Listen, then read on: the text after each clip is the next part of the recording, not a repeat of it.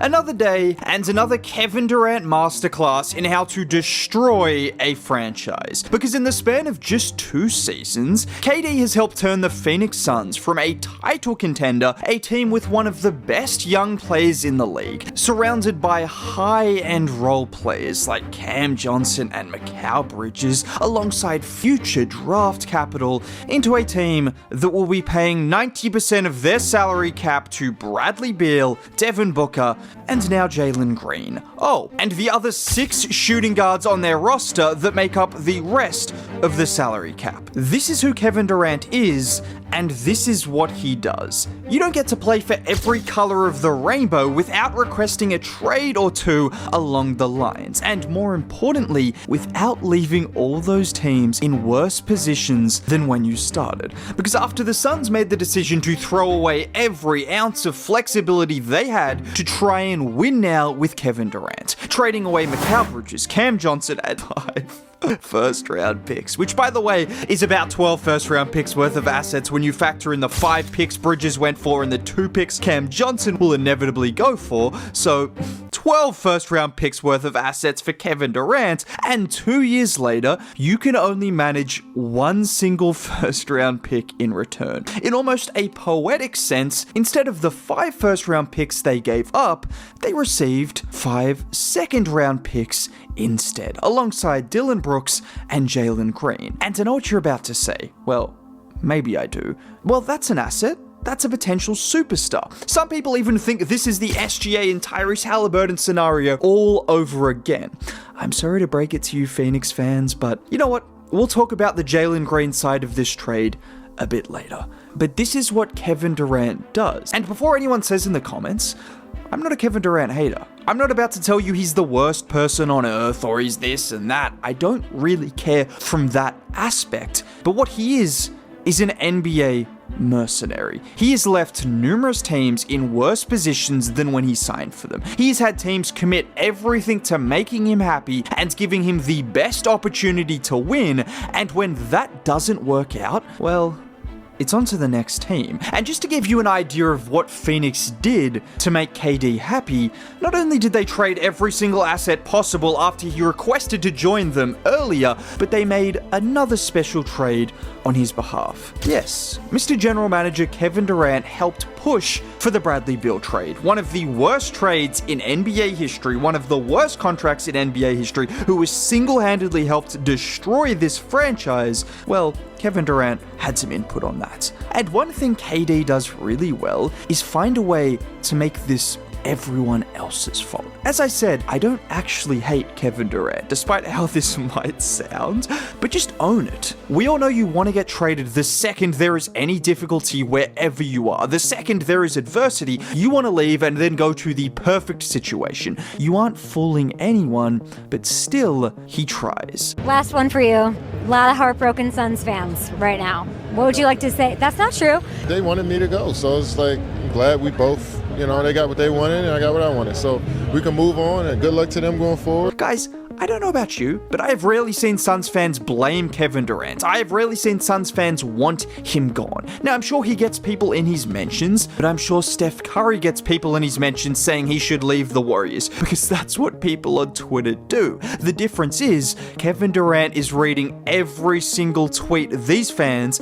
and most of the time, non-fans of the teams are saying, and he's taking every single tweet to heart. When the reality is, the majority of Phoenix fans know how good KD is, and no, they aren't in much of a position with or without him, because of the assets they had to give up to get him. And I am not absolving Phoenix from any blame here either, because this has been mismanaged from every single aspect, from the coaching to the trades to the contracts, all across the board. But Kevin Durant is a common denominator in a lot of these scenarios. It's exactly what we saw happen in Brooklyn, where KD initially requested a trade in the 2023 offseason. This was after playing 90 games as a Net, with them having given him a max contract, despite everyone questioning if he would ever recover from an Achilles injury.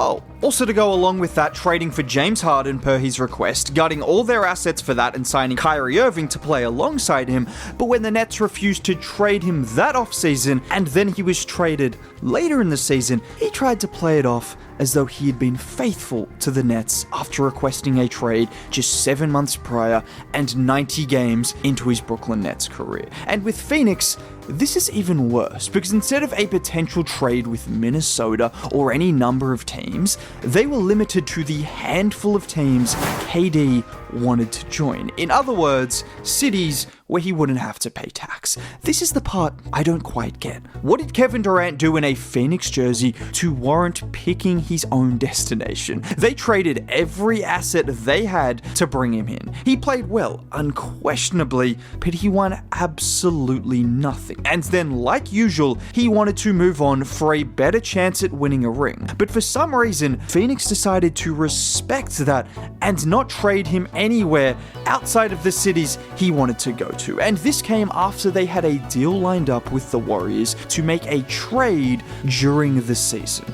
Yes, Jimmy Butler could have been a Phoenix Sun. The deal was done, but KD had no interest in returning, so they didn't trade him. And now Devin Booker is stuck playing alongside a team full of shooting guards like it's some kind of impossible 2K challenge where you have to win with the worst structured team in NBA history. And like I said, the Phoenix Suns are not absolved from any blame either, because they have absolutely helped turn this into a disaster alongside the influence of Kevin Durant. And honestly, when you are willing to do what you did to the Thunder, obviously it's not surprising he would leave any of these teams who don't have nearly the same connection. But it's not really about the disloyalty that I care about. It is joining these teams in situations designed to help him win, and then after he fails to win in those situations, he decides he wants to go to a new team that can help him win. Luckily for Houston, they are in a situation where they have the depth. Now, they could end up trading all of their future assets for another 35-year-old in a win-now move and ruin their future,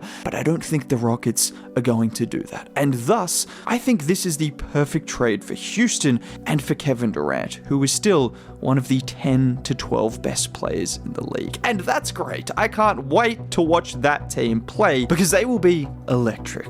I also can't wait to watch Phoenix play because they are now in a position where, they are cooked. And just talking about the Suns' perspective in a non-Kevin Durant way, this is a gamble. They are taking a major gamble because there is no two ways to slice this. Dillon Brooks is a good player, but not a crazy asset. This trade either looks awful if Jalen Green continues on the trajectory he is on, but if there is a reason to not jump off a bridge as a Suns fan, Jalen Green has shown flashes. In case you forgot, there was the stretch of play, the infamous Jalen Green stretch during March of 2024, where he averaged nearly 28 points a game, over 6 boards, and nearly 4 assists. A lot of this without Alperen Şengün, with a higher paced offense, with more movement, with more motion, and he did look really good. Now, this is 1 month out of a 4-year career in which he has been inefficient, not good defensively, not a good passer, and has a lot of question marks. But there are glimpses and moments we have seen from Jalen Green that suggest there is a star player potentially there. But anyone suggesting this is SGA or Tyrese Halliburton 2.0, there are no numbers or evidence to suggest that, aside from glimpses. And Phoenix are just going to have to hope those glimpses turn into something a lot more.